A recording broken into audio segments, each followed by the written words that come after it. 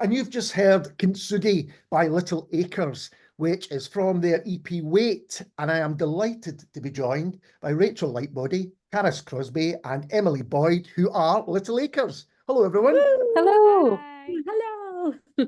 So before we talk about the EP, can you tell us about Kintsugi? Because it's a fascinating concept.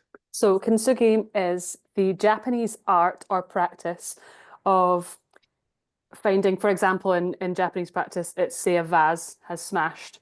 They would restructure this vase with gold leaf or gold paint. So rather than seeing something as broken and chucking it in the skip because you bought it in IKEA, you're finding something and you're reforming it. And in its new form, it's even more beautiful, or in terms of their conception, like their perception even, it's more beautiful than it was before. So it's celebrating imperfections. It's actually something I knew what it was because I used to subtitle telly quite a lot and used to do a lot of antiques programs, and they would often talk about, it would come up on Antiques Roadshow that this had happened. So I was like, yeah, that's it. No, it's such a beautiful idea. It's yeah. We almost reverse engineered it to that idea, in that we were sitting writing a song about imperfections and celebrating the beauty, and then we were like, oh wait, the Japanese people, obviously way more evolved than a lot of the Western world, have already invented this many eons ago. So did the song come first and then the title? Yes. Yeah. Kind of, yeah. Oh, that's really interesting. So the EP is out this Wednesday, as when the show goes out on the 29th. And what can people expect from that? Well, people can expect is I could take that, or I'll take a bit of it. From the EP, yes, it's a nice mix of all of our influences. I think we've got really eclectic influences, just in that, like, we love so much music and all different kinds of music, and we've sung, we've worked in a lot of different genres of music within, like, secular pop world. So it's kind of a mixture of all those things, and it's kind of a representation of kind of a journey to becoming kind of adult women, comfortable in who we are and sort of stepping into the world. So there's many different kind of facets of womanhood, is how we put it, or personhood, but we're three women, so we speak from our own perspective. I was reading your press release before this, and it really is quite a wide range of influences, from kind of dance music and club to goth to, Guess the Goth. Let's play Guess the Goth. I like that game. Guess the Goth would be a good thing. It's a Christmas game.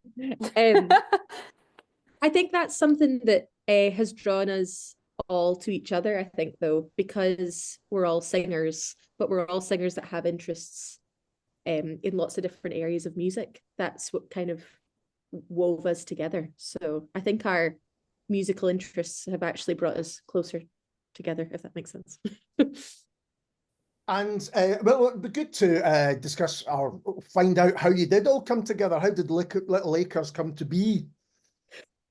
Well, I'm going to just say that I am the glue that brought these two Correct, together. we'll give you that. Because I knew Cariss from our university days back at Strathclyde, and then I met Emilie when we were working in a charity many years ago in the Gorbals, a kind of community organisation, and talking to Emilie when we were working together, we were discussing how much we would love to be in a kind of harmony group, and then I was like, we just need one more singer, so I know who to call. So yeah, that's kind of how we brought ourselves together.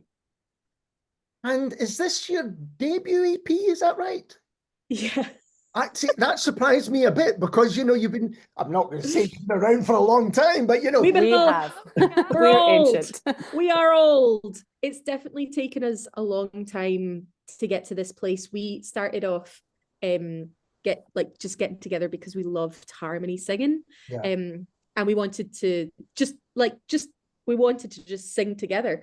And then from that we got asked to be on some great projects, which was really, really nice. And then we kind of took it a step further and thought, why don't we kind of make a project based around backing vocals and harmony singing, and ask some of our favorite songwriters to kind of collaborate with.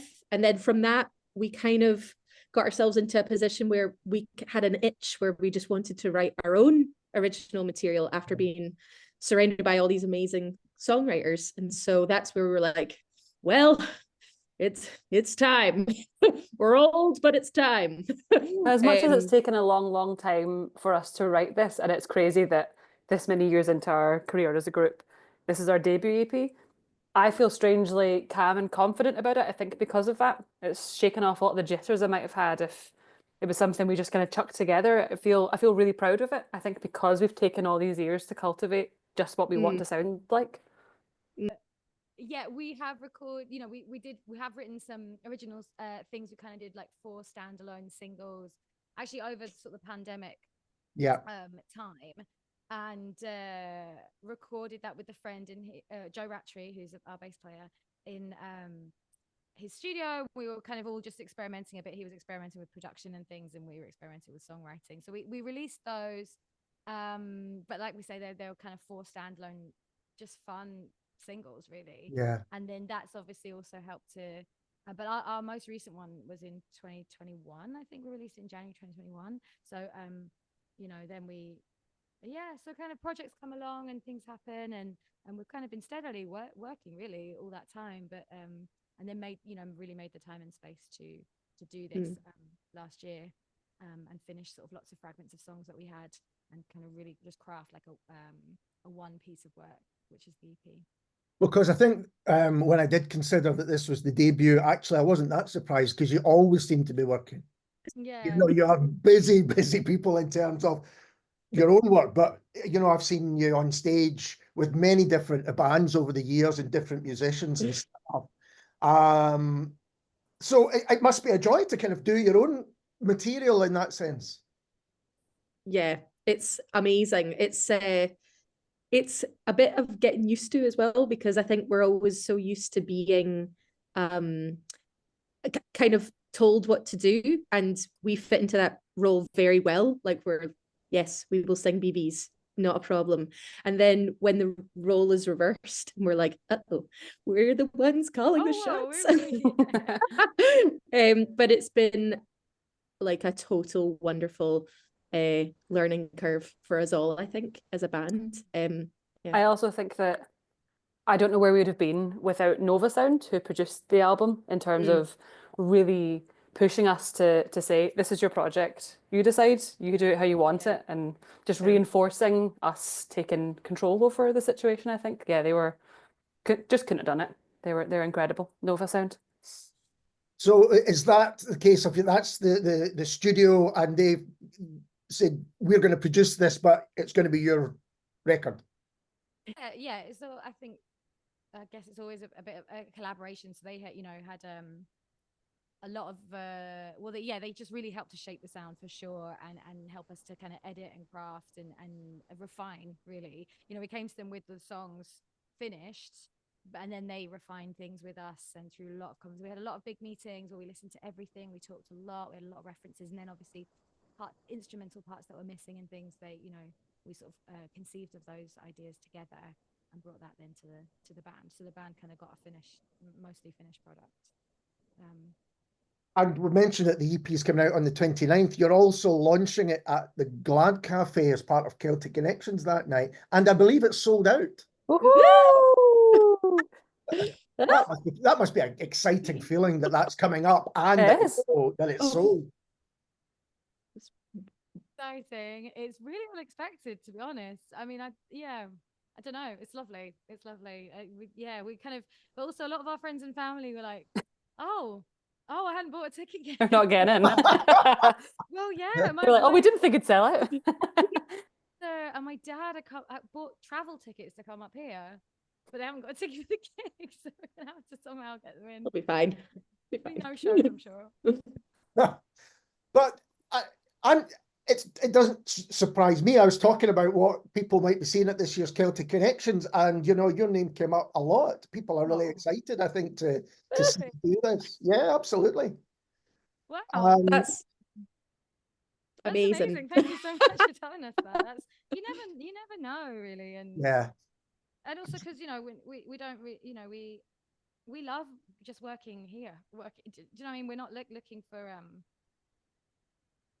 being pop stars or anything. So you never really know like if what you're doing is cutting through. We just work for the joy of it with really mostly local people based in Scotland most of the time, and that is a joy for us, and that's all we really want. So we don't have that huge ambitions in a way. Just happy with a nice gig at Glad Cafe, right? Yeah, and for those of us who are lucky enough to have a ticket to go, expect.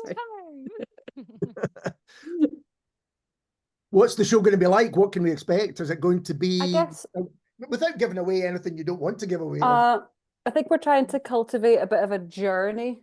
So obviously we're including singles we've created, and showcasing the entire EP, which will be the first time we've performed a couple of these songs. We've tested a few out on quiet gigs on dark nights, but there's a few we have never played live. So we're working the full EP in, but really a journey through our singles, through our songwriting, and also highlighting a couple of covers that really mean a lot to us. Some of the first songs we ever sung together. And are you also involved with other Celtic Connections gigs, or is this just the one? Yes. Oh yes, Alistair. It kicks off from today. Really, this was as Little Acres our first thing. Today was the radio session we did, and then this, and then it kicks off. So we're so excited to be in. Well, this week we're doing Kitty. Kitty. Artist Kitty, she is releasing her. I will see you there as well. I'm going to that. Yes. We'll see you there on It's going to be great. Her gorgeous music. We've known her for a long time and kind of come up together actually, which is really nice. It's just kind of struck me there that we've kind of That's really excitingly, we're in the Roddy Hart's Roaming Roots Review concerts, which is obviously a huge 2-night extravaganza with some very exciting. So that's Sunday, this coming Sunday and Monday. I believe Sunday is sold out, but there's probably still tickets for the 27th if anyone's looking to go. Excellent. And are you able to see anything, or are you just, concentrating on rehearsing for your own things? Rachel, you've been to a couple so far.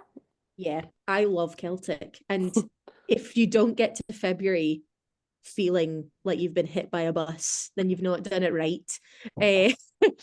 So I saw Madison Cunningham on Friday at the Pavilion, which was amazing. It was so nice to see that venue. I've not been there since I went to Panto many years ago. So it's a brilliant venue. So I got very emotional. It was great. And then I saw the amazing Cahalan Morrison at the Macintosh Church on Saturday. And that was, I just love Celtic Connections. There's just so many great things to see. So I've got a couple of tickets for the rest of the festival. February is going to be quiet. Going to see Willie Watson on Tuesday, which I'm really excited about. Singer-songwriter at Gordonmore. But yeah, minimal. I think I've crammed all the doing rather than the watching into this month.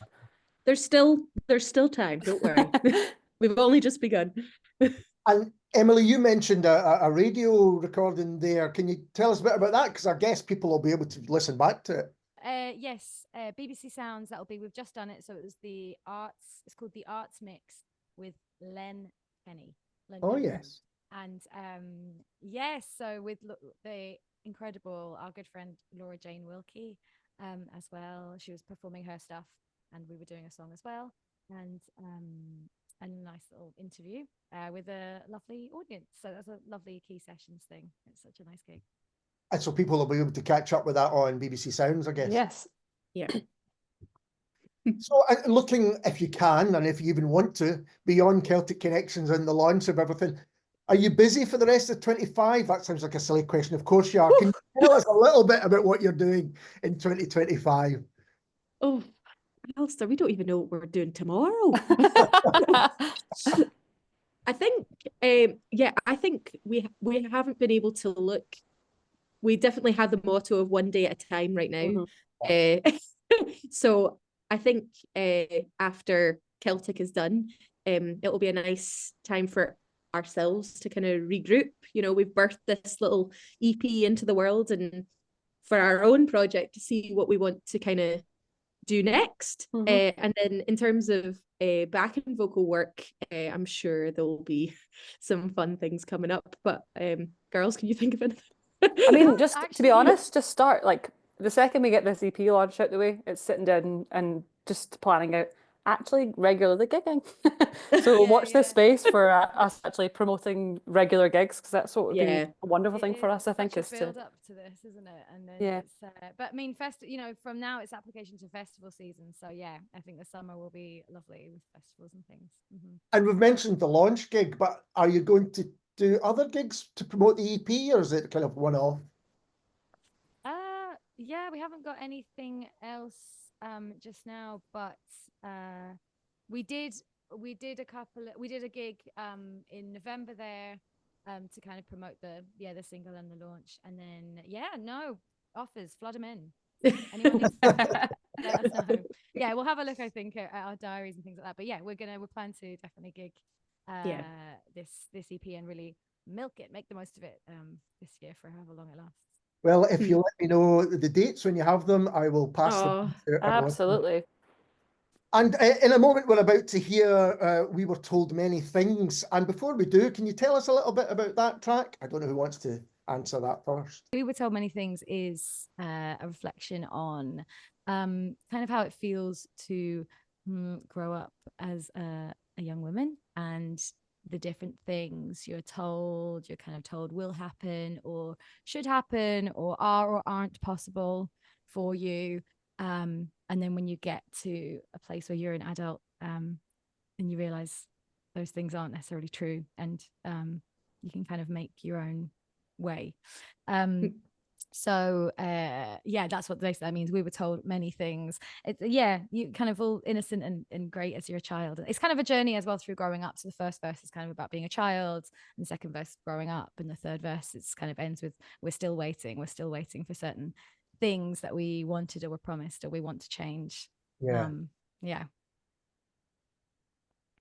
think that's been the kind of overarching theme of the EP, that we wanted to not have answers to any questions, but to throw questions out, because that's kind of where we've all kind of found ourselves in conversations. It's just like a question mark around lots of things. And if you listen to the EP, you will kind of find a bookend to We Were Told Many Things at the very end, kind of like not necessarily an answer, but just like a kind of gentle hug of you don't need to have the answer to these things.